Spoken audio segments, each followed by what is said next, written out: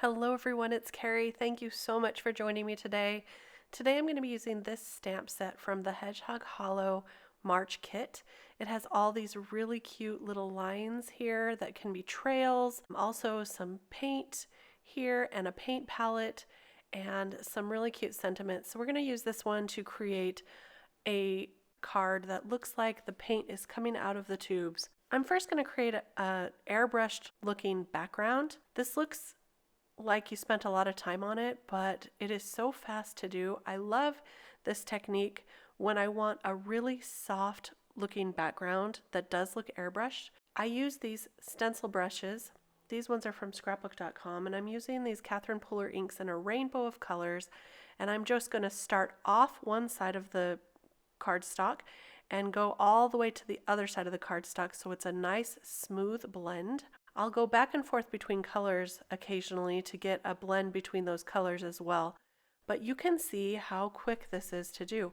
Now I did speed this up just a little bit, but it was a very fast process. I did go over some of the colors 2 or 3 times just to get a really great rainbow with the darkness that I wanted. So look at that. So soft and smooth. Here it is with a white piece of cardstock so you can get the idea of how beautiful, even though it looks kind of light on the screen, it really is a vibrant rainbow. So I'm going to take some of these stamps here that have the trails on them, and I'm going to take that paint tube and we're going to create a card really quick using just some of these and rainbow colors of ink. I picked the sentiment that says "You got this," and I'm going to use just part of that paint tube. So you'll see what I mean in just a minute here. I'm going to use my Misty for this just in case I need to double stamp these, but these inks usually stamp really great for me the first time. For the blue I'm using Aquatini, then I removed that stamp and I'm going to use the Lime Rickey for the green. This one I wanted to be a little bit darker, so I did double stamp this one. And then for that top one I'm going to use the Party Dress, which is a really bright kind of a pinky red, and it looks so cute with those hearts. I love it. For the sentiment, I'm just going to stamp it in some VersaFine Onyx Black ink. This is a really great ink for stamping sentiments because I usually get a really great crisp impression, and I'm going to go ahead and heat set that with some clear embossing powder. I didn't want to smear this. This does take a little longer to dry because it is a pigment ink, and so off screen I just went ahead and heat set that with my heat tool. Now I started off by masking the paint tube, but I decided that because I'm going to cut these out, it doesn't really matter. So I'm going to stamp 3 of these, and I'm using a scrap piece of paper because this is Nina Solar White. I don't want to waste any of my paper, so I usually save all those scraps and I can stamp small images like this on that paper so that I don't waste a thing. This is some of my good paper, so I gotta use it. Now I'm going to take some colors of Copic markers in pinks, greens, and blues, and I just chose 2 colors of each. And all I'm going to do is put the darker color on the outside and blend it in towards the middle of that label there with the lighter color. I'll do that for all of the paint tubes with the other blues and greens as well. And then for the rest of it, I'm going to use some neutral grays. I'm just going to take the darkest neutral gray towards the outside here. I'm using the N1, but I think eventually I start in with the N3 as well and blend all that out so it still looks like a white paint tube, but it's got some shadowing so it gives it more depth and it looks more real and 3D. So I'm going to go through and just do all of these. I'm not going to put all of this on the screen just for time's sake, but there's my paint tube all cut out. I just fussy cut that, and now I'm taking a black felt pen and I'm going to go around the outside where I fussy cut so it looks like a perfect cut. I love that trick. And I'm just going to put these on the card here. I'll do that for all of them.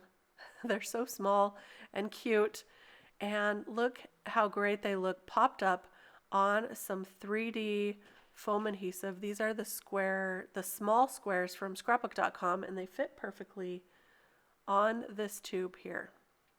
So I'm just going to add that to all of them and attach them to the card. And then we will finish the card by adding the paint palette and the paintbrush. But before we get to that, I got distracted because I wanted to add a frame of glitter paper around the outside of this. And here's one of my favorite tricks. When I don't want to use a complete piece of glitter paper, I just want to use the outside portion. I sometimes will use these frame dies or the rectangle dies and cut a frame out of the glitter paper. Now, I didn't want to cut down my panel. Sometimes I'll cut down my panel and use that behind the glitter paper, but I decided I wanted my card to remain that size on the card front. And this frame was just a little too big, so instead I used the second size from the end here and cut a smaller frame, and that's going to work out a little bit better. See that? So it looks like I am matting that on some glitter paper, but really it's a frame. So I'll just add that with some liquid adhesive, and that's going to be perfect for framing out our card.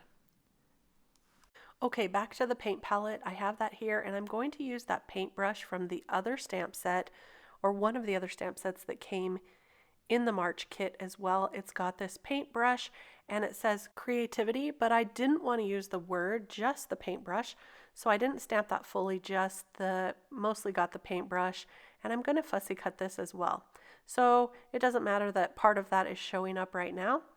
I'm going to color this in real quick with my Copics, adding some E30s to the paintbrush, to the palette, and then adding a variety of rainbow colors to the paint on the palette there.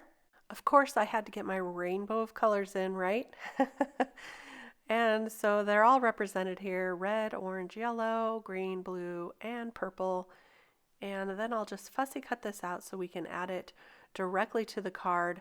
I'm going to just add this with some liquid adhesive so that it's straight down, so the paint is popping up and is more 3D, but this is actually adhered straight down, just like so. So that is the last thing. I'm going to add a little bit of glossy accents to all of those paints. That's going to give it some dimension and some texture. It will also be a little bit raised for those paint colors. And now I have a pre-scored, pre-cut card base here. This is a lifesaver for me. Sometimes I just want to have this already pre-done. I'll use my bone folder just to get a really nice fold on there. And then I'll add the card panel to the card base with my favorite liquid adhesive. This is the Nuvo Deluxe Adhesive. And that is our card for today. Look at the beautiful airbrushed background, all those paint tubes in the same color as we stamped those little trails of paint, adding some more rainbows where we can with the paint palette. This is such a fun kit, this March kit. I hope you enjoyed this project today and that you'll give it a try. Maybe try some airbrushing lookalikes for yourself. I'm so glad that you stopped by today. Thank you so much. I really appreciate your comments and your thumbs up as well. And don't forget to subscribe to my channel so you don't miss a thing. I'll be back really soon with some more inspiration, and I'll see you next time. Thanks. Bye-bye.